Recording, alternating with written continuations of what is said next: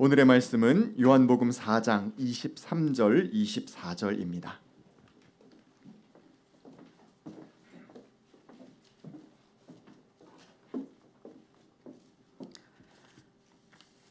참되게 예배를 드리는 사람들이 영과 진리로 아버지께 예배를 드릴 때가 온다. 지금 바로 그때이다.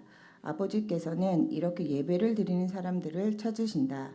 하나님은 영이시다. 그러므로 하나님께 예배를 드리는 사람은 영과 진리로 예배를 드려야 한다. 이는 하나님의 말씀입니다. 찬양 감사합니다. 찬양할 수 있는 은혜가 우리에게 있음이 진정 감사한 일인 것 같습니다. 좋으신 주님의 은총과 평강이 여러분과 함께 하시기를 간절히 기원합니다. 오늘 이야기는 창세기 4장 이야기에서 좀 시작해 보려고 합니다. 여기에 성경에 나타나고 있는 인류 최초의 예배, 제사의 기록이 담겨져 있습니다. 잘 아시겠지만 가인은 밭을 가는 농부가 되었고 아벨은 양을 치는 목자가 되었죠. 세월이 지난 뒤에 아마 처음서부터 그렇게 예배를 잘 드렸던 것 같지는 않아요. 세월이 한참 지난 뒤에 가인은 땅에서 거둔 곡식을 주님께 제물로 바치고 아벨은 양떼 가운데서 맏배, 그러니까 첫 번째 새끼의 기름기를 바쳤다. 그런데 주님께서는 아벨과 그가 바친 제물은 반기셨으나 가인과 그가 바친 제물은 반기지 않으셨다라고 기록하고 있습니다. 왜 그러셨을까요? 왜 누구 거는 받으시고 누구 거는 반기지 않으셨을까요? 오늘은 예배한다라는 것이 무엇인지에 대한 이야기를 잠시 나눠보려고 합니다. 오늘 성경 공독에서 함께 읽으신 요한복음 4장은 사마리아 여인과 예수님의 대화 이야기입니다. 평상시에 사마리아 사람과 유대 사람은 서로 상종조차 하지 않았습니다. 게다가 남녀라면 더 말할 나위 없죠. 그런데 유대인이고 남성인 나사렛 예수가 한 사마리아 여인에게 먼저 말을 건네는 장면으로 오늘의 이야기는 시작되었습니다. 우물물을 달라는 것이었습니다. 정오의 뜨거운 햇볕 아래 두 사람은 아슬아슬한 갈등을 서로 내포한 채 말을 이어가고 있는 장면을 우리는 보게 됩니다. 목을 축이기 위해서 마실 물을 달라는 이야기에서 시작된 대화는 도대체 인생의 기갈이라 무엇인가에 대한 이야기로 흘러가게 됩니다. 사실 이 여인은 남편이 5명이나 있었고 지금 같이 살고 있는 남자도 남편이 아닙니다. 이 여인의 무슨 윤리성이라든가 이 여인의 삶의 태도에 대한 이야기를 하고자 하는 것이 결코 아닙니다. 그냥 아주 단순하게 이 여인의 삶이 힘겨웠고 이 여인이 기구했고 우리식으로 표현한다면 한이 많았겠구나라는 것을 우리는 생각해 보고 있는 것입니다. 얼마나 인생이 고달팠겠습니까? 얼마나 힘들었겠습니까? 얼마나 아팠겠습니까?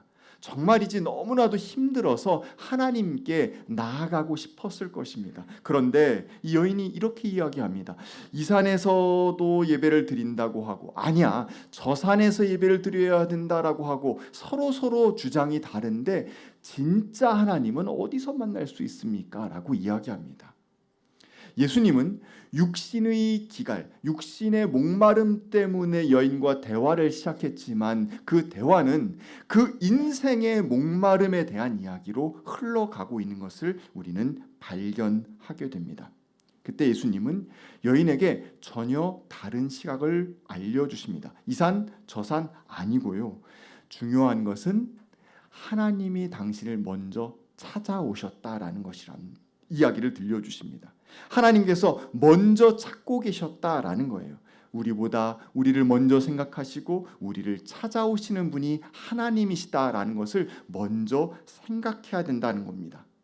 내가 하나님을 예배하기 위해 내 두 발로 걸어서 여기에 나온 것 같지만 실상 하나님께서 그 전에 이미 내 심령 가운데 찾아오셔서 나를 초대하셨다라는 겁니다. 그랬기 때문에 내가 나올 수 있었다라는 것을 예수님은 강조해서 들려주고 계십니다.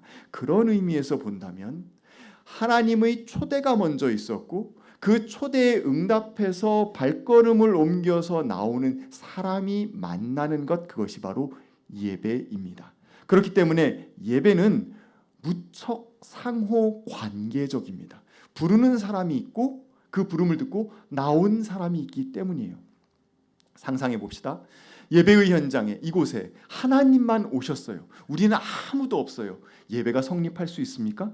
없습니다. 우리는 나와 있어요. 그런데 하나님께서는 전혀 임하지 않으세요. 그러면 예배가 성립할 수 있습니까? 없습니다. 양자가 만나야지 예배라는 것이 성립하는 것이죠. 그 관계 맺는 시간, 그것이 바로 예배의 시간입니다. 예수님은 또 이야기를 덧붙여서 알려주시는데, 하나님은 영이시기 때문에 장소가 중요한 것이 아니다라고 들려주세요. 진리의 영이신 하나님께서 찾고 계세요. 나를 만날 사람을, 나랑 서로 관계를 맺고 싶어하는 사람을 찾고 계세요. 그래서 그 관계를 맺을 사람이 있는 곳이라고 한다면 그곳이 어디든지 간에 예배는 발생한다라는 것을 들려주고 계십니다. 하나님이 영이시다? 어찌 본다면 좀 어려운 표현 같아요. 형이상학적인 정의를 내리고 있는 것 같습니다. 하지만 이것은 요한의 말하기 습관입니다. 요한복음에서 우리는 여러 번 이런 이야기를 발견하잖아요. 하나님은 사랑이시다. 하나님은 빛이시다. 이런 하나님은 무엇이다라는 표현들을 발견하는데요. 이것은 하나님이 그 자체라는 뜻, 물론 내포하고 있지만 속성에 대한 이야기도 하지만 사실 그것보다는 하나님과 인간 사이의 관계가 어떻게 맺어지느냐에 대한 이야기입니다. 하나님은 사랑이시다? 그러면 하나님은 인간과 어떻게 만나신다? 사랑으로 만나신다. 하나님의 빛이시다? 그러면 하나님이 인간과 어떻게 만나신다? 빛으로 만나신다. 어둠 가운데 빛을 주심으로써 하나님은 인간과 만나신다. 하나님은 영이시다? 그러면 하나님과 인간은 어떻게 만나신다? 영과 영으로 만난다라는 이야기를 들려주고 계시는 것입니다. 그렇기 때문에 이것은 장소적 한계, 이 산이냐 저 산이냐 하는 장소적 한계가 없습니다. 무엇만 있는 겁니까? 초대하시는 분과 인생의 갈증을 가지고 그곳에 나온 사람이 있는 것입니다. 그 두 영이 만날 때 예배는 성립한다라는 것을 우리에게 들려주고 계십니다. 성령님의 초대와 이것에 응답한 인간의 반응이 있게 될 때 예배는 시작되는 것입니다. 자, 예배 가운데 두 당사자가 나왔습니다. 하나님이 나와 계시고요, 그리고 우리 회중들이 나와 있습니다. 둘이 만났습니다. 하나님은 뭘 하길 원하실까요? 하나님은 자신을 알려주길 원하세요. 내가 어떤 존재인지, 나의 뜻이 무엇인지, 내가 어떤 기대를 품고 있는지 들려주고 보여주고 느끼게 해주기를 원하십니다. 하나님은 자신을 온전히 드러내 보여주시는데 어떤 방식으로 하시냐면 예수 그리스도를 통해서 보여주십니다. 성경에 보면 이렇게 구약에 나와 있어요. 하나님을 제대로 본 자가 없고 또 보면 죽는다라는 이야기도 나오거든요. 그렇다면 볼 수도 없고 알 수도 없는 분이라고 한다면 하나님을 도대체 어떻게 만날 수 있겠습니까? 그게 아니라 하나님을 만나고 하나님을 볼 수 있는 길이 아주 분명하게 열려 있는데 그것은 바로 예수 그리스도를 통해서입니다. 예수 그리스도는 하나님을 볼 수 있는 아주 투명한 창이에요. 예수 그리스도의 행동, 예수 그리스도의 말씀, 예수 그리스도의 사역, 그 모든 것이 하나님을 그대로 보여주고 있는 것이라는 뜻입니다. 그리스도를 통해서 하나님은 자신을 보여주고 계세요. 그래서 예배 가운데는 예수 그리스도의 복음, 예수 그리스도의 사역, 예수 그리스도의 말씀이 그 밑바탕 가운데 깔려 있는 것입니다. 예수 그리스도의 마음과 예수 그리스도의 말씀과 예수 그리스도의 행동을 보면 우리는 하나님의 마음과 하나님의 음성과 하나님의 행동을 볼 수 있는 것입니다. 예배란 바로 그것이 보이는 곳인 것입니다. 감리교 예배서에서 그리스도교 예배를 이렇게 정의하고 있습니다. 예수 그리스도 안에서 자신을 보여주신 하나님의 자기 계시와 계시도 드러내 보여준다라는 뜻입니다. 그에 대한 인간의 응답이라고 정의하고 있습니다. 즉 예배 가운데에서는 하나님께서 자기를 보여주시는 것이 첫 번째로 이루어집니다. 형식으로는 두 가지 형식이 있는데요. 하나는 말씀입니다. 기록되어져 있는 성경 말씀을 통해서 하나님은 자신이 어떤 분인지 보여주고 계시죠. 또 이렇게 선포되는 말씀을 통하여서 하나님은 당신이 어떤 분인지 보여주고 계십니다. 이것이 하나의 보여줌의 틀입니다. 또 하나의 틀이 있습니다. 그것은 성례전입니다. 하나님은 성례전을 통하여서 그 상징적 행위를 통해서 자신을 보여주고 계시는 거예요. 세례를 통해서 무엇을 보여주십니까? 하나님은 우리의 죄를 사하길 원하시는 분이시고, 아니 그것을 완전히 없애고 새로 거듭난 삶을 살게 만들길 원하시는 분이 우리 하나님이심을 당신의 상징 행동을 통해 보여주는 거예요. 물에 완전히 잠겨서 옛사람은 죽어지고 새 사람이 거듭나게 되는 놀라운 역사가 세례 가운데 있지 않습니까? 그 상징 행동이 하나님의 마음이요, 하나님의 행동이요, 하나님의 뜻이라는 것을 우리는 몸으로 느끼면서 알 수 있습니다. 또 하나는 무엇입니까? 성찬식입니다. 성찬식은 하나님께서 우리를 얼마나 사랑하시는지가 그대로 드러나 있는 거예요.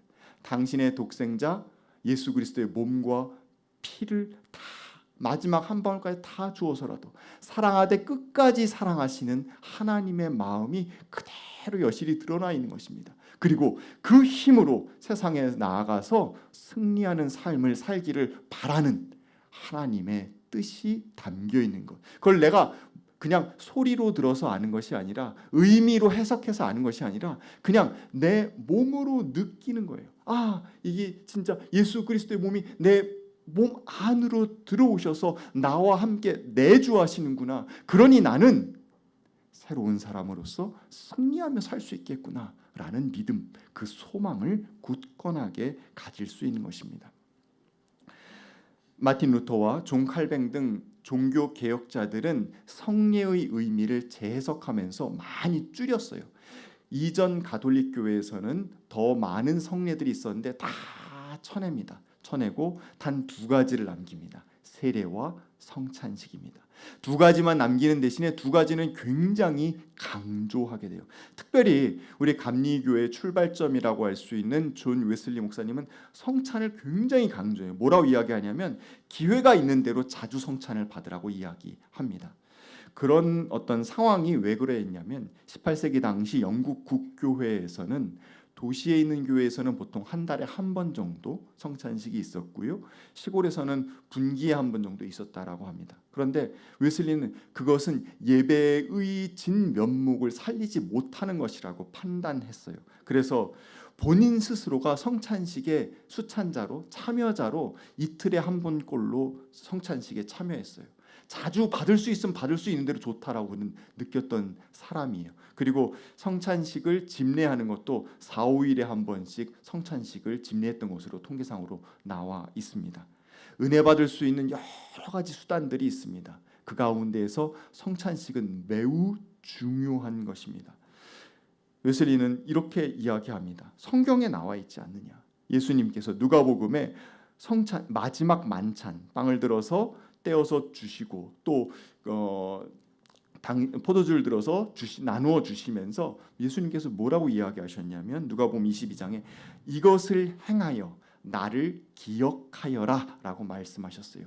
이 명령을 지키는 것 하나만으로도 성찬식은 의미 있다라고 그렇게 이야기를 했습니다. 뿐만이 아니라 그것의 가운데에서 어떤 의미가 있는지 알면 좋지만 몰라도 괜찮다라는 얘기까지 했어요. 괜찮다라는 게 몰라야 된다는 뜻은 아닙니다. 혹시 내가 완전히 알지 못한다 하더라도 하나님의 신비가 그 가운데 작용하여서 내 몸이 느낄 수 있는 새로운 지평이 열릴 수 있다라는 뜻입니다. 성찬의 깊이 가운데 우리가 들어가게 되면 그리스도께서 우리를 위해서 어떤 사랑을 베푸셨는지, 그리고 우리가 어떤 삶을 살아갈 수 있도록 그리스도께서는 우리를 독려하고 계시고 응원하고 계시는지를 깨달을 수 있게 됩니다. 그리스도의 십자가, 그것을 우리 삶 속에 기억하고 현재화시키는 가장 뚜렷한 방법이 바로 성찬이라고 이야기할 수 있습니다. 이 두 가지를 통해서 말씀과 성례전, 이 두 가지를 통해서 예배 가운데에서는 하나님은 자신을 드러내 보여주십니다. 부르셔서 우리를 만나시고 만나신 다음에 자신을 보여주시는 두 가지 형태를 우리는 이곳에서 찾아볼 수 있습니다. 예배 가운데서 하나님이 자신을 드러내신 이유는 혼자 나를 드러내기 위함은 결코 아닙니다. 우리에게 말을 건네고 계시는 거예요. 마치 예수님께서 정오의 태양 아래 우물가에서 사마리아 여인에게, 아무도 가까이 할 수 없다라고 생각했던 그 여인에게 다가가셔서 물 한 잔 먹을 수 있겠냐고 하시는 것처럼 우리에게 그렇게 말을 건네고 계시는 겁니다. 목마르지, 인생 가운데 갈증에 시달리고 있지, 고통스럽고 힘들지, 한에 쩌들어 있지, 나에게 나오너라 라고 말을 건네고 계시는 것이지요. 그렇게 말을 건네실 때 우리는 입을 딱 다물고 이러고 있을 겁니까? 아니죠. 우리는 거기에 응답하는 것입니다. 우리의 응답은 다양한 방식으로 이루어집니다. 예배 가운데 찬송을 부르고, 예배 가운데 기도를 하고, 예배 가운데 일어나고, 예배 가운데 앉고, 예배 가운데 봉헌하고, 예배 가운데 하는 모든 행위, 마지막에 예배 가운데 세상을 향하여서 나아가는 것까지 모든 행동 하나하나를 통해서 우리는 하나님께 응답하고 있는 거예요. 아, 하나님 나를 부르셔서 이런 말씀을 해주시는군요. 이것을 보여주시는군요. 저도 이런 마음이에요. 저도 이렇게 살고 싶어요. 저도 하나님 뜻에 맞추어서 이런 사람이고 싶어요라는 것을 몸으로 행동하여 보여주는 것입니다. 오늘 저는 설교 제목을 예배라고 명사로 잡지 않고 예배하다 동사로 잡았습니다. 예배는 그냥 머물러 있는 것이 아닙니다. 우리의 마음이 움직이는 것뿐만이 아니라 우리의 발걸음이 움직이는 것이고 우리의 손이 움직이는 것입니다. 한 시간으로 끝나는 것이 아니라 일상으로 나아가는 것이고 일주일의 삶 속에서 우리의 행동으로 지속되는 것이 바로 예배입니다.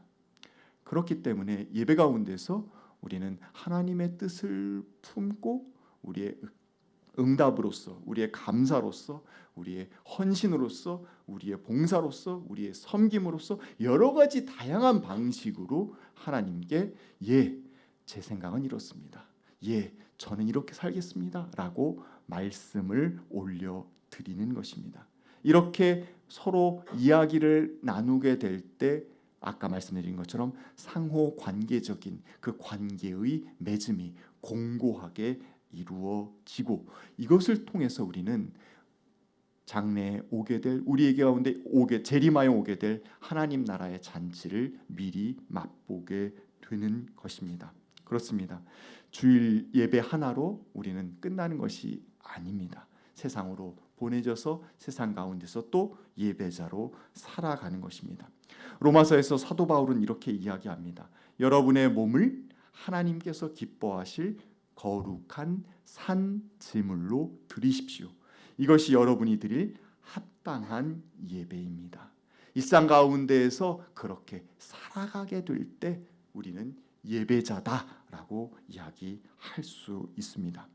서두에 창세기 4장 이야기로 오늘의 말씀을 시작했습니다. 왜 하나님은 아벨의 제사만 받으셨다고 기록하고 있을까? 전통적으로는 이 이야기에 대한 많은 해석들이 있습니다. 어린이 성경책에 보게 되면 아벨이 바친 양은 너무 예쁘게 생겼어요. 그런데 가인이 바친 곡물은 막 눈으로 보기에도 너무 좀 부실해 보이는, 안 좋아 보이는 것을 바친 것으로 되어 있습니다. 이게 전통적인 견해예요. 무엇이냐면 바치는 예물 자체가 질이 차이가 난다라는 그런 뜻이에요. 그래서 맛배의 기름기만 바쳤다라는 그 말 속에서 아벨은 정말 진짜 너무너무 예쁘고 토실토실하고 아주 좋은 걸 갖다 바쳤는데 그래서 하나님이 받으셨는데 가인은 안 그래갖고 안 받으셨나 보다라는 것이 아주 오래전에 있었던 전통적 해석입니다. 하나님이 목축을 좋아했다라는 해석도 있었고요. 양을 좋아하시는 하나님에 대한 논문도 있습니다. 뭐 어찌 됐든 뭐 그것도 뭐 나름의 뜻이 있을 거라고 생각합니다. 그런데 이렇게 하고 나서 하나님께서 제사를 받지 않자 가인의 표정이 변해요. 그리고 그때 하나님께서 가인에게 다가오셔서 말씀하세요. 어찌하여 네가 화를 내느냐? 얼굴빛이 왜 달라졌냐? 라고 말을 하세요. 그러면서 내가 올바른 일을 하였다면 얼굴빛이 왜 달라지냐? 내가 올바른 일을 하지 못하였으니 죄가 너의 문에 도사리고 앉아서 너를 지배하려고 한다라는 말씀을 해 주시거든요. 요 말씀, 즉 하나님께서 건네신 요 말씀의 기초에서 우리가 생각해 보게 된다면 가인은 하나님 앞에 나올 때 어떤 사람으로 나왔는가?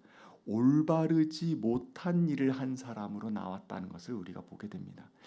사실 하나님이 받으신 것, 하나님이 받지 않으신 것은 이렇게 얘기하고 있습니다. 아벨과 아벨의 제물은 받으시고 가인과 가인의 제물은 받지 않으셨다라고 이야기하고 있거든요. 즉 예배 가운데 나와서 어떻게 내 행동이 그때 당시 예쁘게 되었느냐 하는 것이 아니라 그의 삶 전체가 예배드리기에 합당한 모습으로 나왔는가 하는 것이 중요한 문제라는 것을 이곳에서 보여주고 있는 것입니다. 예수님도 마태복음 5장에서 이렇게 이야기하셨죠. 내가 제단에 제물을 드리려고 하다가 형제 자매랑 어떤 원한을 품었던 것이 생각나거든 잠시 내려놓고 먼저 가서 형제 자매와 화해하라. 그 다음에 돌아와서 제물을 드리라라는 마태복음 5장 말씀이 있습니다. 그렇습니다. 일상 가운데에서 예배자로 올바르게 살아가다가 주일날 나와서 예배를 드리게 될 때 그 예배가 잘 될 수 있는 예배, 즉 아까 표현대로 정말 둘 사이 상호 관계가 딱 맞아서 서로 간의 소통이 온전하게 이루어질 수 있는 예배가 가능하다는 것을 보여주고 있습니다. 이때 우리는 걱정하게 됩니다. 그러면 우리의 일상의 삶 속에서 내가 제대로 못 살게 되면 예배가 망쳐질까? 아니요. 예수님은 다 나오라고 말씀하셨죠. 수고하고 짐진 자들아라고, 지금 짐진 자들은 다 나에게로 나오라고 말씀하셨어요. 아니 오늘 본문 가운데서도 마찬가지잖아요. 사마리아 여인에게, 그 여인에게 나에게로 오라고, 내가 평생 목마르지 않을 생명수를 주겠다고 말씀하셨잖아요. 예배가, 일상과 우리 주일의 예배가 선순환이 이루어진다면 따봉, 최고입니다.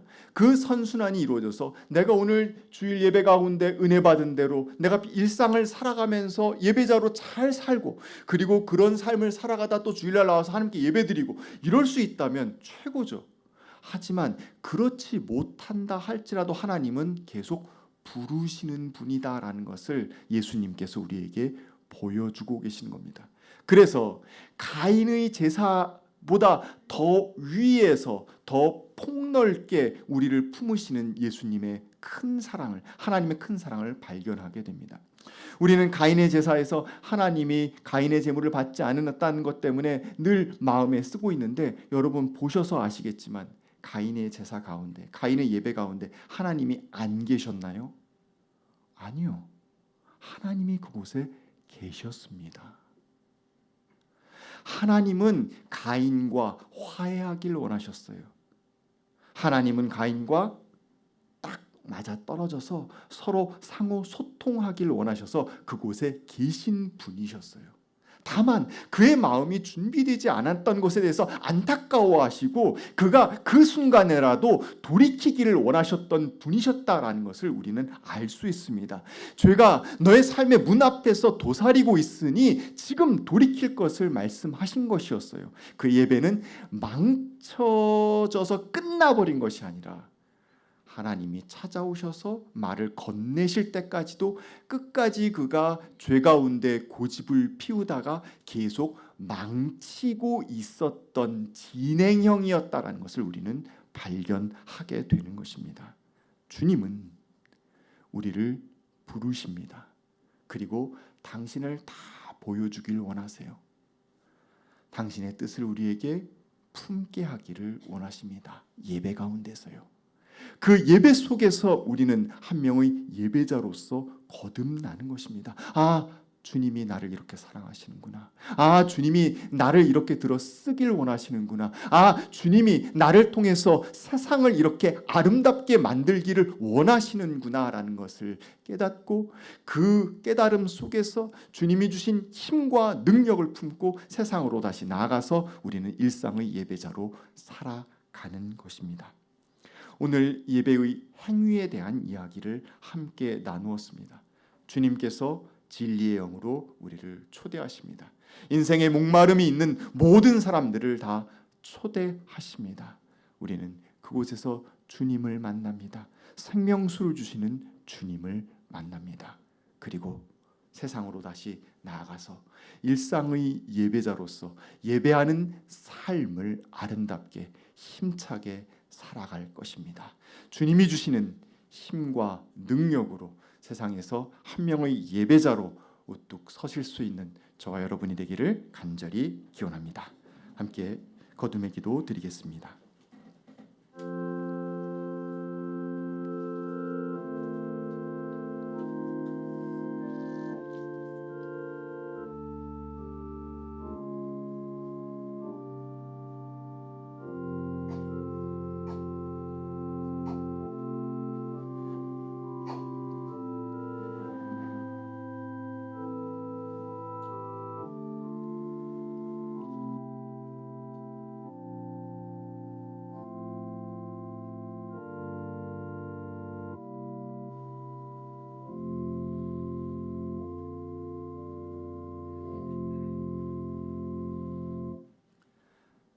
사랑의 하나님, 예배의 자리로 우리를 부르시니 감사합니다.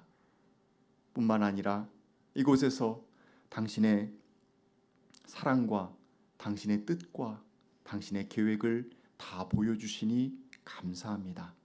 주님, 응답하는 예배자가 되기를 원합니다. 예배의 시간 가운데 찬양과 기도와 봉헌으로 우리의 삶 속에서 주님 닮은 제자로 살아가며 한 명의 예배자로 뚜벅뚜벅 걸어 나아가는 우리가 될 수 있도록 도와주시옵소서. 주님께서 우리를 만나 주셨으니 우리 또한 이 만남의 기쁨을 들고 세상을 향하여 힘찬 발걸음 옮기게 하여 주시옵소서. 예수님의 이름으로 기도하였습니다. 아멘.